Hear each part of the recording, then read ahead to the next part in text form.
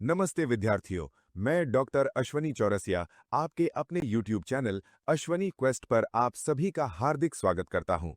आज की इस स्पेशल क्लास में हम इतिहास के पन्नों से निकलकर साहित्य के आकाश में चमकने वाले एक ऐसे सितारे की बात करेंगे जिसका नाम सुनते ही वीरता आंखों के सामने नाचने लगती है। हम बात कर रहे हैं महाकवि श्याम नारायण पांडे जी की अमर रचना चेतक की वीरता की। चलिए एक एक स्लाइड के माध्यम से इस अद्भुत कविता को समझते हैं। बच्चों, जैसा कि आप अपनी स्क्रीन पर देख रहे हैं, आज हमारा विषय है चेतक की वीरता। ये श्याम नारायण पांडे जी की एक वीर रस से ओतप्रोत कविता है। नीचे एक तारीख दी गई है, 18 जून 1576। ये वही ऐतिहासिक दिन था जब हल्दी घाटी की भूमि पर महाराणा प्रताप और अकबर की सेना के बीच भीषण युद्ध हुआ था। कवि और कविता का परिचय। कवि इसके रचयिता श्याम नारायण पांडे जी हैं, जो अपनी वीर रस की कविताओं के लिए पूरी दुनिया में प्रसिद्ध हैं।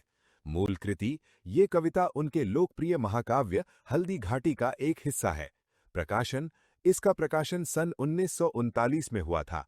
महत्व विद्यार्थियों, इस काव्य ने आजादी की लड़ाई के दौरान हमारे स्वतंत्रता सेनानियों में एक नया जोश और उत्साह भरने का काम किया था।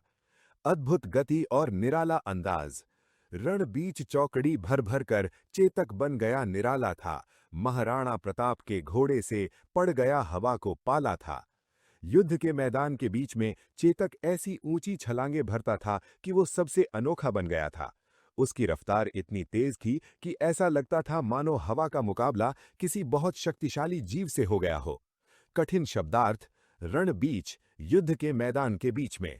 निराला अनोखा या अद्वितीय। चौकड़ी चारों पैरों से एक साथ छलांग लगाना। पाला पड़ना मुकाबला होना। राणा का संकेत और चेतक की स्फूर्ति।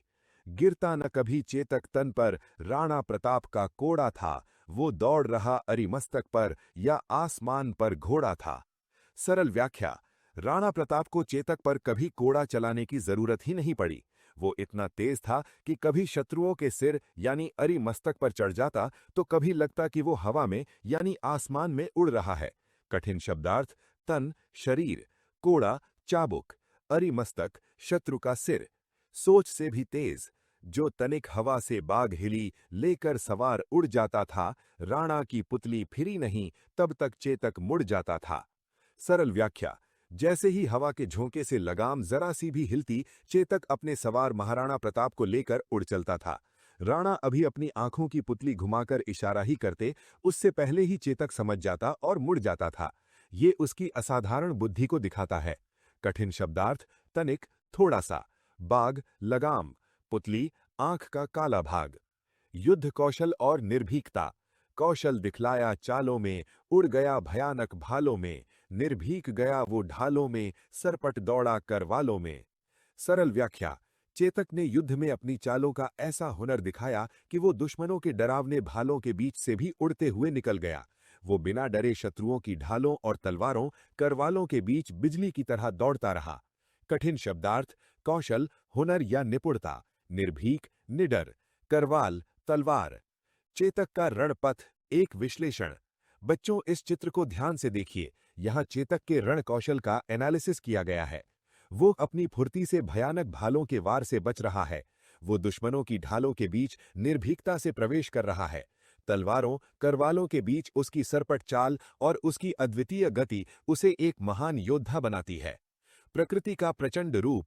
बढ़ते नद सा वो लहर गया, वो गया गया फिर ठहर गया, विकराल वज्रमय बादल सा अरि की सेना पर गहर गया।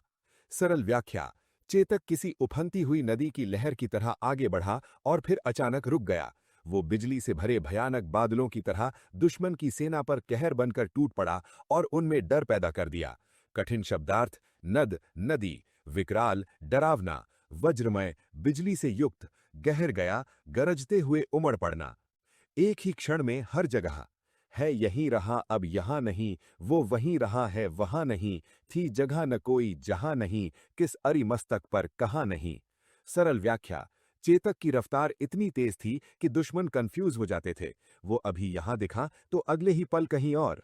मैदान का कोई ऐसा कोना नहीं था जहां चेतक न हो, और कोई ऐसा शत्रु न था जिसके सिर पर वो मौजूद न हो। शत्रु दल पर चेतक का प्रभाव। भाला गिर गया गिरा निशंग, हय टापों से खन गया अंग, वैरी समाज रह गया दंग, घोड़े का ऐसा देख रंग। सरल व्याख्या। चेतक के हमले से दुश्मनों के हाथों से भाले और तरकश निशंग गिर गए। उसके पैरों की टापों से दुश्मन सैनिकों के शरीर कुचल गए। चेतक का ये बहादुरी भरा रूप देखकर पूरा दुश्मन समाज यानी वैरी समाज दंग रह गया। कठिन शब्दार्थ। निशंग तरकश यानी तीर रखने का पात्र, है घोड़ा खन गया कुचल गया, वैरी शत्रु। एक किंवदंती का सार। तो बच्चों, इस कविता का निष्कर्ष ये है कि चेतक केवल एक घोड़ा नहीं बल्कि अदम्य साहस और अटूट स्वामी भक्ति का प्रतीक है। वो युद्ध कला में एक कुशल योद्धा की तरह निपुण था। श्याम नारायण पांडे जी ने अपनी कलम से उसे इतिहास से निकालकर साहित्य में अमर कर दिया है। विद्यार्थियों, मुझे पूरी उम्मीद है कि आपको चेतक की वीरता की ये व्याख्या अच्छी तरह समझ आ गई होगी। अगर आपके कोई सवाल हैं तो कमेंट बॉक्स में जरूर पूछें। अगर आप हिंदी के किसी पाठ पर वीडियो चाहते हैं तो कमेंट करें। मिलते हैं अगली क्लास में, तब तक के लिए नमस्कार। हमारे चैनल अश्वनी क्वेस्ट को सब्सक्राइब करना न भूलें ताकि आप ऐसी ही ज्ञानवर्धक क्लास से जुड़े रहें। मैं डॉक्टर अश्वनी चौरसिया अब आपसे विदा लेता हूं। पढ़ते रहिए, बढ़ते रहिए। धन्यवाद।